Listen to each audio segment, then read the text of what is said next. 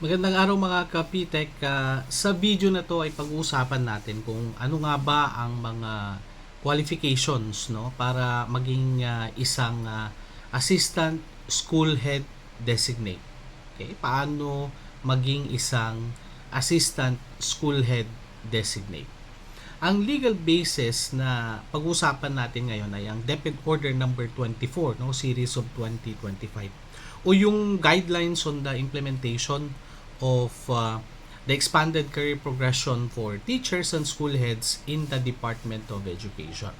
Ayon sa ating item number 36, streamlining duties and responsibilities of school level personnel under letter D, pinabanggit dito na pwede ang assignment ng isang assistant school head designate sa isang eskwelahan na may mahigit na 1,000 learners base po sa kanilang enrollment data. Ulitin natin, ang nakasaad sa DepEd order ay more than 1,000 learners dapat ang population ng isang eskwelahan.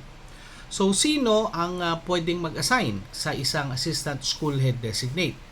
Ang assignment ay parte no ng professional development of prospective or aspiring principals at ito dapat ay magmumula sa ranks ng Teacher 6, Teacher 7 at Master Teacher 1. Kung walang Teacher 6, Teacher 7 or Master Teacher 1 ang isang eskwelahan, pwede ang designation sa mga nasa lower ranks o yung mga Teacher 5 and below. Okay? So, pwede ba na higher than Master Teacher 1 ang qualification?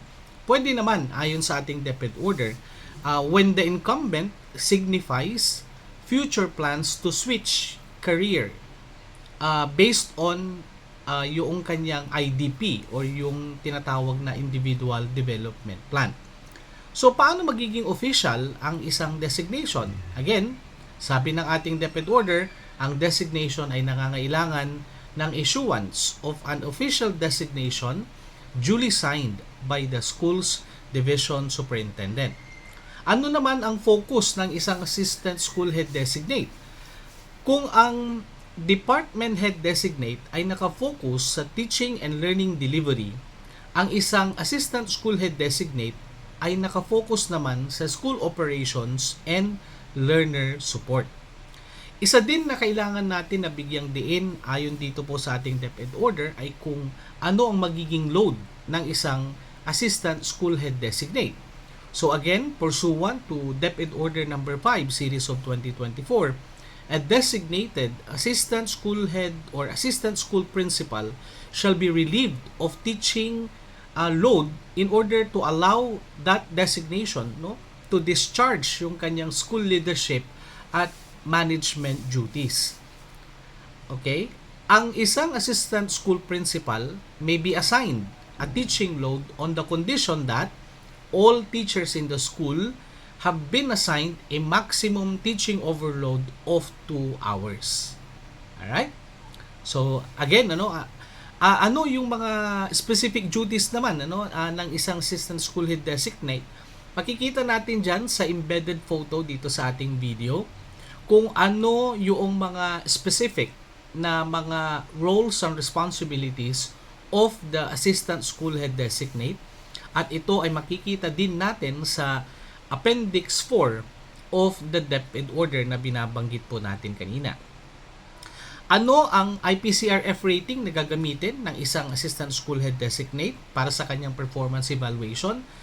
Ayon sa DepEd order, they will be using the generic IPCRF to reflect their performance targets and accomplishments bilang isang assistant school head designate that is aligned with the school OPCRF. Okay?